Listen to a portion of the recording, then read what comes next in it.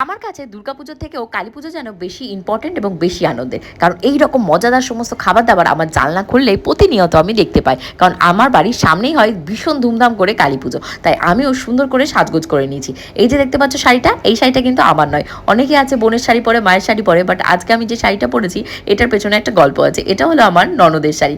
ননদ এই শাড়ি আর পরবে না বলে আমাকে দিয়ে দিয়েছে, তো আমি ভাবলাম এই শাড়িটা পরেই কালীপুজোর ঠাকুর দেখতে গেলে কেমন হয়। আর লিটিল গোল্ড অ্যাজ ইউজুয়াল এই জাম্পিংটা দেখে তাকে তো উঠতেই হবে, আর আমি নাজেহাল লিটিল গোলকে সামলাতে গিয়ে। তারপর ভাবলাম একটু ঘুগনি খেলে কেমন হয়। আজকে যেহেতু মঙ্গলবার ছিল, আমি নিরামিষ খেয়েছি, আর প্রচুর ক্রেভিং হচ্ছিল ঘুগনি খাওয়ার। পুজোর সময় এই এগ রোল, ঘুগনি, চপ, মোগলাই, চাউমিন, ও মাই গড, এই সমস্ত নাম শুনে আমার জিভে জল চলে আসছে। যেহেতু আমার জানলা খুললে এই সমস্ত খাবারের স্টলগুলো দেখা যায়, আমি যেন তো ফলো করতে থাকি কোথায় কোন স্টল বসেছে।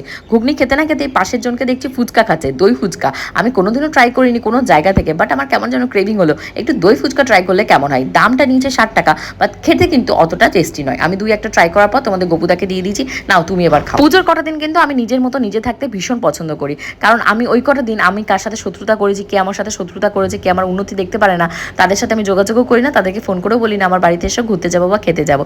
আমি আমার ফ্যামিলি নিয়ে থাকতে বেশি পছন্দ করি। তো ওখান থেকে নামাতে নামাতে লিটিল গোল্ডের এখন বায়না হয়েছে ও বেলুন নেবে, তার সাথে ওই সানাই নেবে, ঢোলক নেবে, ডুগডুগি নেবে। বাপরে বাপ, একটার পর একটা ওর প্রোগ্রাম লেগে গেছে। ফুচকার ঘুগনি খেয়ে প্রচন্ড ঝাল লেগে গেছে। তারপর আমরা ওখান থেকে বেরিয়ে চলে এসেছি মিল্কশেকটার দোকানে, কারণ এত গরম বাইরে আর সেরকম বায়না করছে লিটিল গোল্ড। মিল্কশেকটা যথেষ্ট সুন্দর ছিল, আর অর্ডার দিতে গেছে তোমাদের গোপুদা এগরোলের। এগরোল খেয়ে আমরা এখন ওপরে উঠে যাবো। তার আগে ভাবলাম পাড়ার একটা ঠাকুর তো অ্যাটলিস্ট দেখতে হবে, এখনো পর্যন্ত কালী ঠাকুরের মুখ দেখিনি, তো পাড়ার এই পুজোটা দেখতে এসেছি।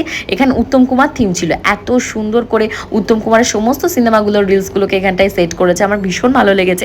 তার থেকেও বেশি সুন্দর লেগেছে এখানকার দুর্গা প্রতিমাটা, এত কিউট দেখতে হচ্ছে।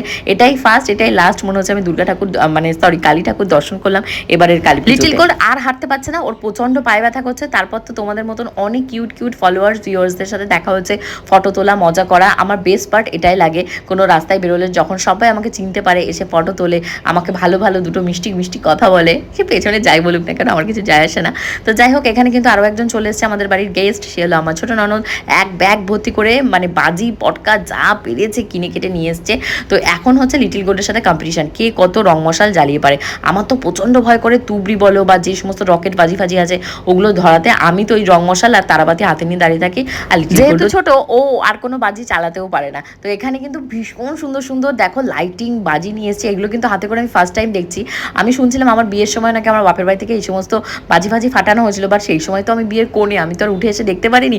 আমার প্রচণ্ড এনজয় হয়েছে আজকের দিনটা। তো তোমাদের কেমন লাগলো আজকের ব্লগটা অবশ্যই জানানো। পরবর্তীতে ভীষণ সুন্দর ফাটাফাটি সমস্ত মজাদার ব্লগ আসবে, তার জন্য যে যেখান থেকে দেখছো কালী পুজোর দিনে অবশ্যই কিন্তু আমাকে